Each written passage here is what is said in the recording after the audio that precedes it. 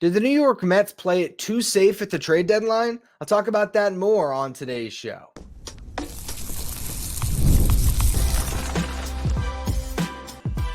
You are Locked On Mets, your daily New York Mets podcast. Part of the Locked On Podcast Network, your team every day. Hello to all you amazing Mets fans. You're watching Locked On Mets, part of the Locked On Podcast Network, your team every day. I'm your host, Ryan Finkelstein. If you want to find any of my work, follow me on X at Finkelstein Ryan. You also find some of my writing at justbaseball.com, where I work as the managing editor.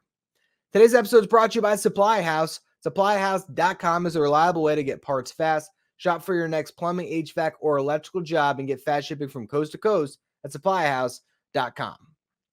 Well, that was an absolutely brutal series for the Mets against the Seattle Mariners. Their worst in a very long time. They get swept. They nearly get shut out. And it was just one that you want to flush and never talk about or think about again. Now, we will break down this game a little bit because it was a disaster, but it should be covered. Luis Severino was hanging in there with Luis Castillo through the first 4 innings. Only run he allowed was a solo homer. 5th inning, Severino nearly gets out of an inning where he gave up a leadoff double. He gets very close, sack bunt, gets the first out there, gets a big strikeout, gets Randy Arozarena hit a chopper to Francisco Lindor. Was going to be a very tough play as Arozarena was booking it down the line. Lindor comes up with it, but on the transfer, he loses grip of the baseball and can't even get a throw off, and that scores a run. Then Cal Raleigh promptly hits a 2-run homer, and all of a sudden, Sevy's day looks a lot worse, and the Mets are in a big hole that we all pretty much knew they weren't going to get out of with the way they swung the bats in Seattle. So it was a rough series, and that was a play that if Lindor makes it, maybe you hang in the game a little bit longer. Maybe the momentum doesn't shift so heavily into the Mariners' favor if it's 1-0, and maybe Severino goes back out there for a 6th inning. Regardless, the Mets just had as bad of a series as they have played since May. And they've only lost a couple series, and they just happen to have been on this road trip lately. The Angels series, and then this most recent one against the Mariners. 2 series losses. Brutal road trip. Brutal. And the bullpen, which had pitched fairly well, really fell apart in this game in front of all eyes during Sunday Night Baseball. Ryan Stanek went up against the team that traded him to the Mets, and they made him look pretty bad. Gives up a leadoff double, walks the bases loaded, got a strikeout, but then gave up an RBI single. He gets pulled for Adam Ottavino.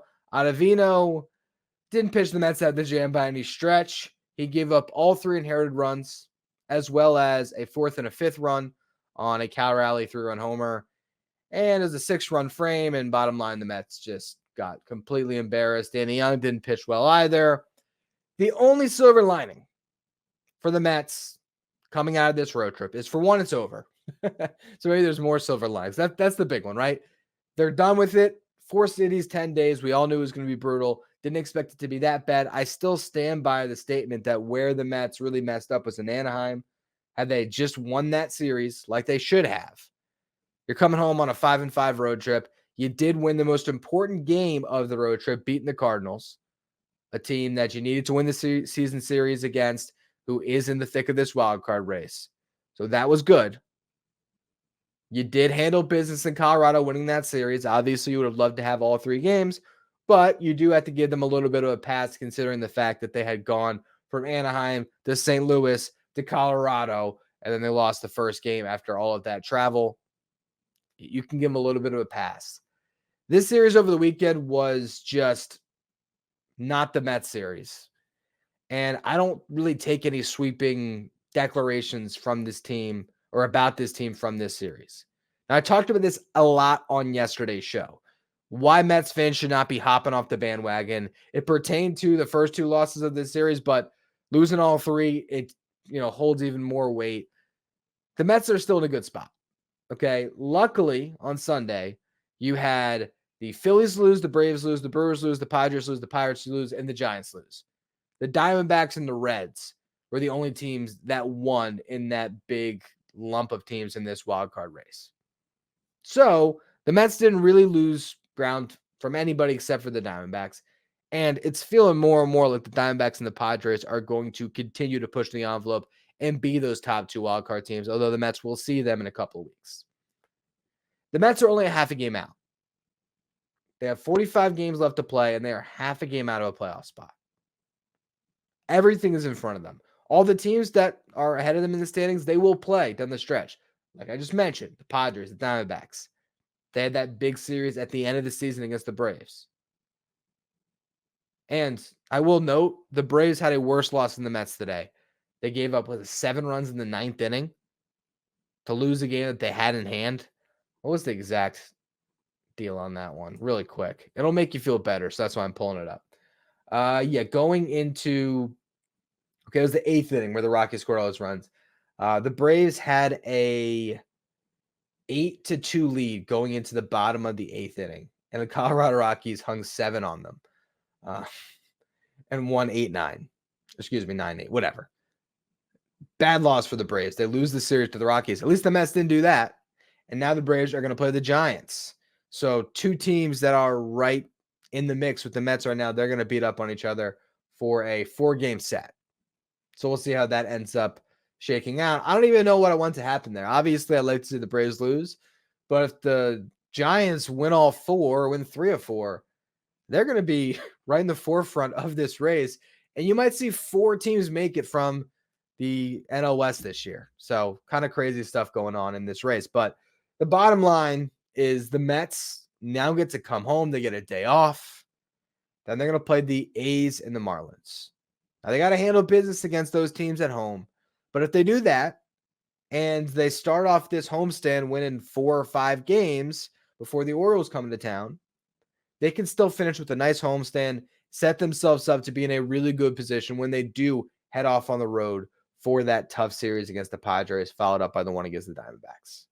So you got to flesh this one as a fan and hopefully have some faith that the Mets are going to turn things around. But what I want to talk about next here, as you watch Randy Arozarena play a huge role, not only on the field helping the Mariners, but also it seems to be playing a role giving that team an emotional lift down the stretch. Did the New York Mets come up short at the deadline? Should they have been more aggressive? I want to talk about that in the next segment. First, though, a word from our sponsors.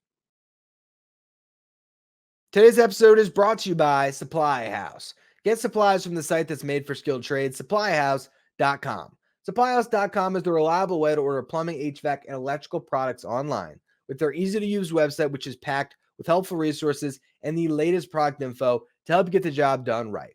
Get expert support and industry-leading service from the friendliest folks in the business and talk to a real person every time. Pros in the skilled trades can get a competitive edge by joining Supply House's free Trade Master program, where every Trade Master gets access to a dedicated phone line, free shipping, and discounts on every order. Join the thousands of trade pros already benefiting from their free membership at supplyhouse.com/T-M and order plumbing, HVAC, and electrical supplies from anywhere with just a few clicks at supplyhouse.com. If you're an everyday listener to the show, make sure you become a Locked On Mets insider. This is our texting service where you get updates from me anytime news breaks on the Mets. You also can take part in our Locked On Mets signed photo giveaways, and you can ask me questions anytime. If you want to be a Locked On Mets insider, find the link in the episode description or go to subtext.com/LockedOnMets. Now, in 14 games as a Seattle Mariner, Randy Arozarena is hitting .306 with a .452 on base, a .469 slug. He has scored 14 runs. He's driven in 5. When he went into his first game as a Mariner, they had a 54-51 record. Since then, they're 9-5. Granted, they were 6-5 prior to facing the Mets this weekend, so you can take his impact with a little bit of a grain of salt when it comes to that record. But you look at the batting average, the on base, what he's done for that team, getting Justin Turner for them as well. The Mariners look like a team that is going in the right direction at the right time, that got a big lift at this trade deadline to add some much needed, pieces to add some firepower to their lineup. And now they are ready to hopefully realize their full potential. I say hopefully because I kind of like the Mariners. I didn't like them this weekend, but I want to see the Mariners in the playoffs more than the Astros. And I'm sure a lot of baseball fans hold a similar sentiment. They did a great job being aggressive on their window and looking to win now. Now, as we'll get to the full picture of this from the Mets, you could also say they had more of a reason to go all in. Wide open division and one of, if not the best rotation in baseball. They can win a World Series this year. So maybe that's the difference. But I want to talk about a couple other impact players that were on the market. Jazz Chisholm went to the Yankees. He's hitting 296, 345 on base, 704 slug, has 7 home runs in 13 games played for the Yankees with 4 stolen bases, and he just picked up third base out of nowhere. Jazz has been very good in the Bronx. Now, would he be as good with the Mets? I don't know. He stepped into a dugout that has Aaron Judge as his captain. Not that Lindor isn't a great leader as well, but considering who Jazz is as a player, he might need the absolute upper echelon superstar to sort of keep him in check and to have a leader that can guide him. So I don't know if he would be the same thing with the Mets, but is he a better impact player than Jesse Winker? Is Randy Arozarena a better impact player than Jesse Winker? I think so. Another guy I want to mention is Carlos Estevez. 5 appearances for the Phillies. He's got a 0 ERA. Now you look at the Mets additions, right? Jesse Winker, 8 for 28. He's hitting 286. That's not bad, but he's only walked once. So his on-base percentage is in the low 300s, not nearly what it was with the Nationals. He only has 1 RBI and 1 run scored in 9 games played. Hasn't got a ton of run, but still has not necessarily been an impact guy. There was a moment in the game today where there's a couple runners on. He's batting third, chance to get a big hit, and he struck out looking. Huascar Brazaban blew the game that was most winnable on this series of the Mets lost, and that was that game where they had a lead against Anaheim, and Brazaban gave up the 3-run homer. He got good stuff. I think ultimately it was a good addition for this bullpen for sure, and you also have control of him moving forward. So I do still like that trade, but if he's the best arm you added at this deadline, although Phil Maton could have something to say about that, you did not add a real impact arm in that bullpen. You had some guys that could be good, but you didn't get the lockdown guy. Ryan Stanek has been bad. He has an ERA over 15 now after today's meltdown. Brutal. There's every chance that Ryan Stanek does not make it to September on this team. Because Daniel Nunez, Sean Reed-Foley, they're on their way back from injury. I'll talk about those guys in the next segment as I get into some reinforcements that are on the way. And there's every chance that Stanek is just gone. Say goodbye to Rylan Thomas for what might be 7 appearances or something like that for Ryan Stanek when it's all said and done. Rylan Thomas, not the best prospect. I don't think the Mets really feel that one. But he's a Mariner moving forward, and you never know. Paul Blackburn has been the saving grace for the New York Mets from this past trade deadline because getting this guy to solidify your rotation down the stretch and also for next year as well, great trade. Great trade. He has looked so good in his first 2 starts. He is definitely a huge upgrade over Tyler McGill. So that's the one that you definitely have to give your acknowledgement to the front office that did right on that one trade. But you do have to wonder, had the Mets pulled the trigger on a Randy Arozarena trade, how would they have come out of the deadline? Would their lineup be as sluggish with that firecracker being entered into the mix? I don't know if they would be. And what type of emotional lift would it have given the Mets to have gotten Randy Arozarena? They talked about on the broadcast today.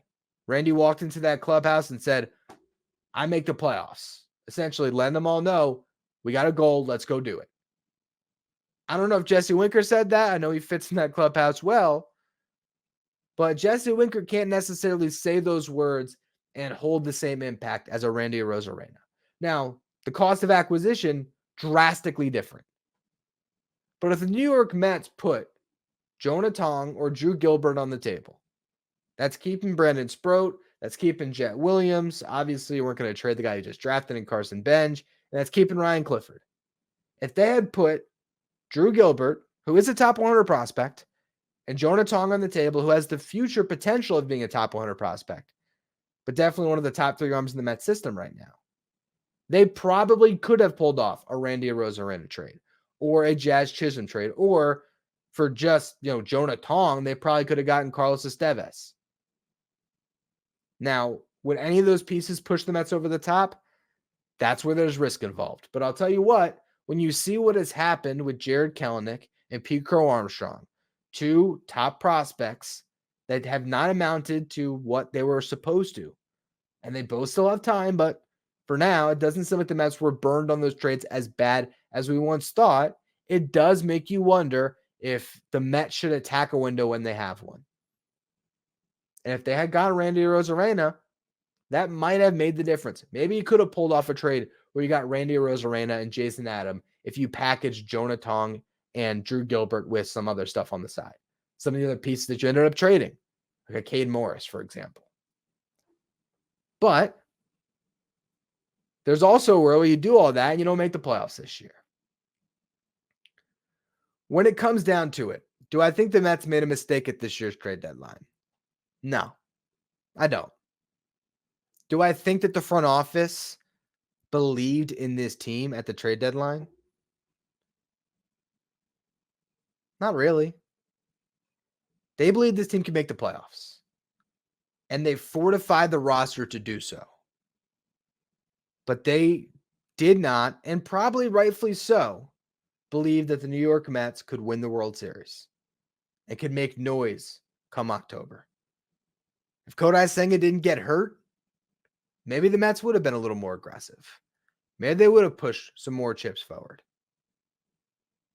But without Kodai Senga, not knowing if he was going to be ready for the playoffs, thinking about a playoff rotation that just is not as good as the other teams that may make it, I understand why the Mets did what they did at this deadline. And I said it at the time that it was a really good deadline, and I still ultimately stand by it being a good deadline for the position the Mets were in. Jesse Winker could still get hot over the final month and a half, and he could be absolutely worth giving up Tyler Stewart. Okay, Cade Morris giving him up for Paul Blackburn, that's already a good trade, because Blackburn's going to give you a lot of quality innings, I feel, over the next year and a couple months. So I think that was a good trade. The trades they made for the relievers, the Stanek one looks bad right now, but Rylan Thomas probably has a ceiling of a fourth outfielder. I don't think you're going to end up losing sleep over that. And we can go down the line with the other trades that they made as far as the trade for Brazaban, the trade for Tyler Zuber. We'll see if any of them ends up hurting, but I just don't imagine they will. But I don't know if any of those pieces are going to be the ones that put the Mets over the top this year. Honestly, I think the Mets have a better chance of getting production from the guys that are going to get added back to this roster from the injured list and maybe a little bit from Syracuse than the pieces they got at the deadline, sans, of course, Blackburn, who I think is going to continue to play a big role. But if you're just thinking about this season and you see a guy like Randy Arozarena and how much of a lift getting that level of a player at the deadline can bring to a team, it can make you feel like a little bit left out. But it might be for the best in the long run. And you just have to accept that and still hope that there's enough in this organization to get the Mets over the top to still make the playoffs and just give us a fun end to this summer. Hopefully this season ends on a positive note and it doesn't just spiral and fizzle out. But again, we'll wait and see. In the final segment today, I want to talk about the reinforcements that could come into play, namely Starling Marte, but I'll get into some other names as well. So we'll talk about all that in just a minute. First, though, a word from our sponsors. Today's episode is brought to you by Ibotta. It's summertime, which means it's barbecue season. Stock up on all your grilling favorites and earn cash back on every purchase when you use Ibotta. Ibotta is a free app that gives you the most cash back every time you shop on hundreds of items from groceries to beauty supplies and more. The average Ibotta user earns $256 per year. That can cover the cost of an entire shopping trip.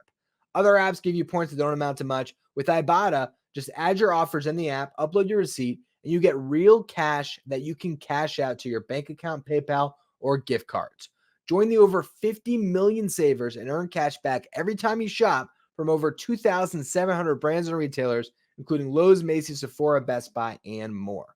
Right now, Ibotta is offering our listeners $5 just for trying by using the code LOCKEDONMLB when you register. Just go to the App Store or Google Play Store and download the free Ibotta app to start earning cash back and use the code LOCKEDONMLB. That's Ibotta, IBOTTA, in the Google Play or App Store and use the code LOCKEDONMLB. Today's episode is also brought to you by FanDuel. I love sports. I love them so much. I never want them to stop. As the playoffs winded down in the NBA and the NHL, we've just gotten fewer games, and the sports aren't sports like I want them to. But FanDuel lets me keep the sports going whenever I want, because all I have to do is open up the app and dream up bets anytime I'm in the mood.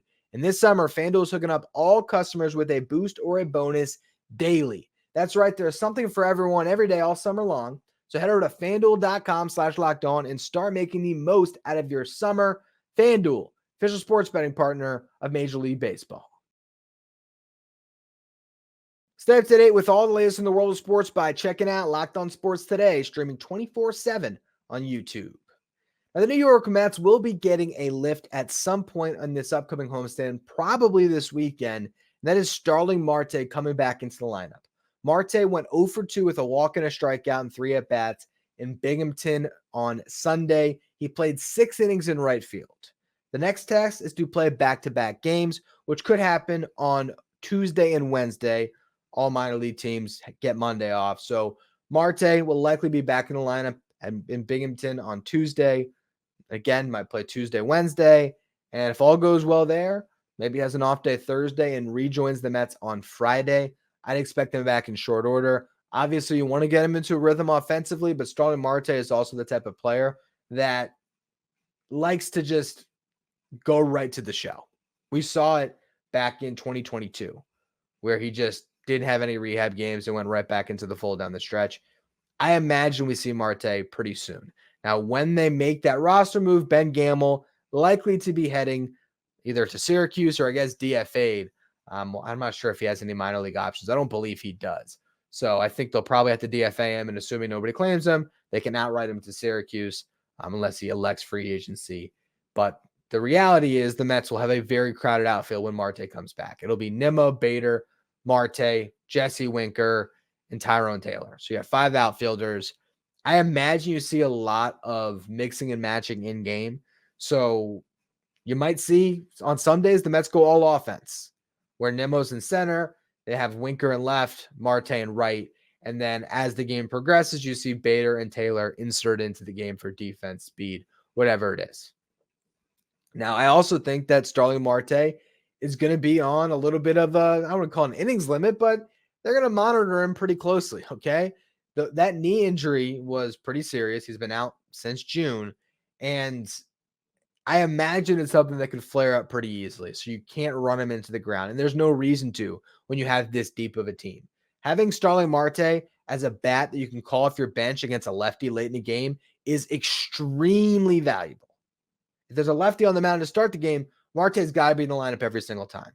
But he's got some pretty drastic splits this year, so now all of a sudden playing more of a reserve part-time starter role, I actually think you could get more out of Starling Marte, and you still let Jesse Winker eat a little bit getting starts against righties because you acquired him for a reason. He's having a better statistical season than Starling Marte.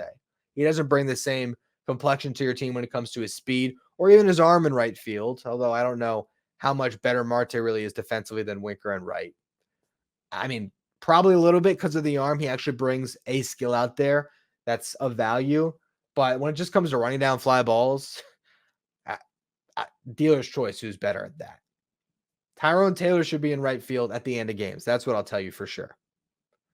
But the Mets are going to have, again, a very crowded mix. And that means less time for Jeff McNeil in the outfield, more time for him playing second base, which then means less time for Jose Iglesias, unless he steals a little bit of time from Mark Vientos. Now, Vientos was scratched from Sunday's game with a sore ankle.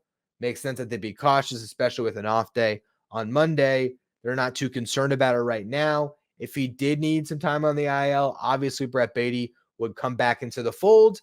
But Beatty has not been swinging a good bat in Syracuse anyway. So even if Beatty was called up, I think Jose Iglesias might be still number 2 on the depth chart at third base.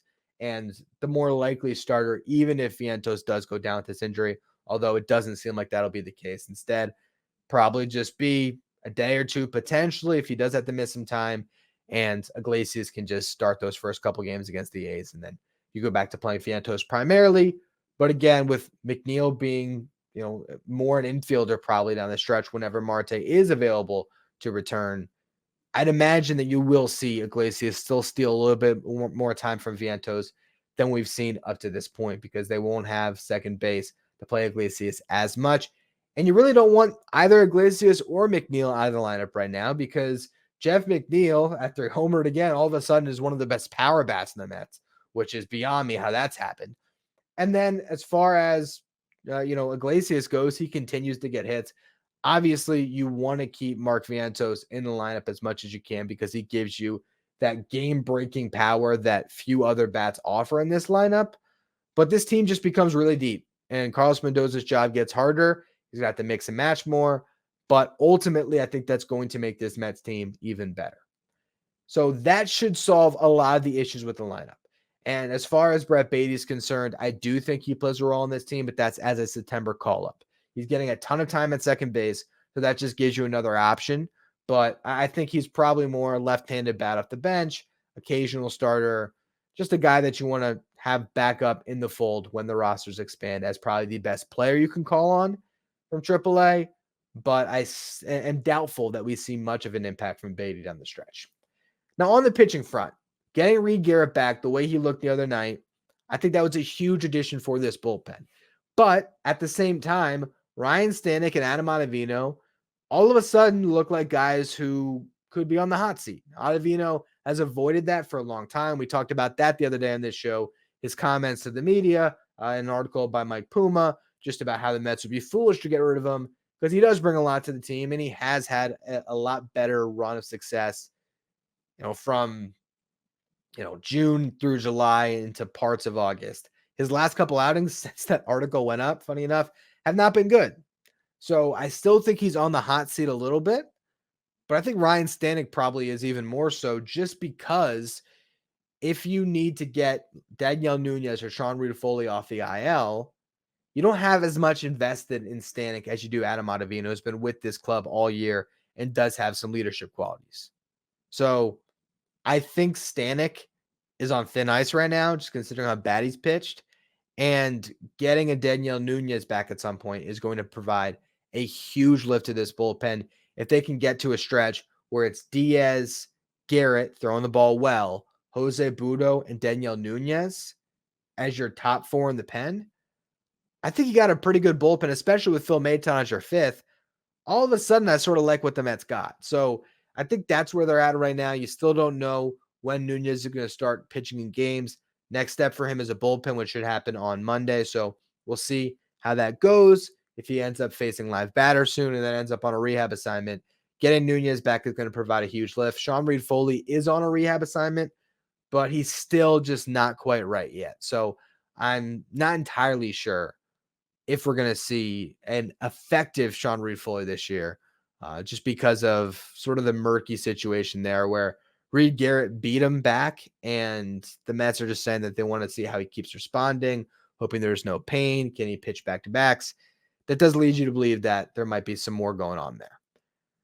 Beyond the bullpen, the starting rotation feels pretty set right now, but I talked about this on yesterday's show, how I wanted to spend a little time today on Mike Vasil, because he has absolutely pitched himself into the conversation if the Mets need to grab a starter. He has been very good over his last 10 starts. Had another good outing on Saturday where it was a quality start, went 6 innings. He allowed just 2 runs on 4 hits and 1 walk, and he struck out 8. So he really has started to turn a corner in these past 10 starts. Mike Vasil has gone 6 innings or more 7 times out of 10. This is a guy that prior to June 26th, which was the second start of this 10-start stretch, he had not gone 6 all year. So now he has locked into something where he's able to navigate lineups and pitch deeper into games. That is a very welcome sign. This is a guy that has had over a year now to try to figure out AAA, and it has taken every bit of that time to get to this point. But now all of a sudden he is doing it. in those 10 starts, he's thrown 55 innings. So you're averaging 5.5 innings to start. That's really good. And he has a 3.76 ERA. If it was my decision and we had to see either Vassell or McGill make a spot start at some point, I'd prefer to see Vassell because we've been down the McGill road a million times. Do I think the Mets would go to Vassell over McGill? Probably not. Unless McGill just starts pitching horribly in Syracuse. And he was in the middle of a game tonight. I can't remember how many innings they got to before the game was suspended, but he had allowed 2 runs in either 3 or 4 innings. He hasn't been that impressive down there, McGill, but he has 61 MLB starts and he's on the 40-man roster. Probably will keep him ahead of Vassell on the depth chart whenever they might need an arm. But I did want to acknowledge that Vassell has really shaken off what was a bad start to this season. He's throwing the ball better, and he's pitching himself into the conversation. Next year, he'd have a chance potentially to win a 5th starter spot in spring training. Wouldn't be likely to, but he'd be in that mix with how he's thrown the ball lately. And that's a good sign because if nothing else, if he finishes off this year strong and the Mets need to make a trade this offseason, Mike Vassell can probably get you a little bit of something. He's not going to be the headliner for a big trade, but can he be the second or third piece in the deal? Absolutely. All right, that's going to be all for today's show. Monday is an off day for the Mets. They will try to get back on track starting this Tuesday. On tomorrow's show, I will break down the road ahead, preview that series coming up against the A's, talk about a lot more, so make sure you tune into that. If you're listening on the audio side, follow, rate, and review wherever you get your podcasts. If you're watching on YouTube, do me a favor, hit that subscribe button. Trying to get to 10,000 subs by the end of the season, so I appreciate all of you who continue to subscribe. You can follow me on X at Finkelstein Ryan. Follow the show at Locked On Mets. If you want to be a Locked On Mets insider, find a link in the episode description or go to subtext.com/LockedOnMets. Thank you for making Locked On Mets your first listen or your first watch every day. Now for your second watch, head over to YouTube and check out the first ever 24/7 streaming channel that covers everything in the world of sports. Talking about Locked On Sports Today, which you can again find streaming 24/7 on YouTube as well as on Amazon Fire TV.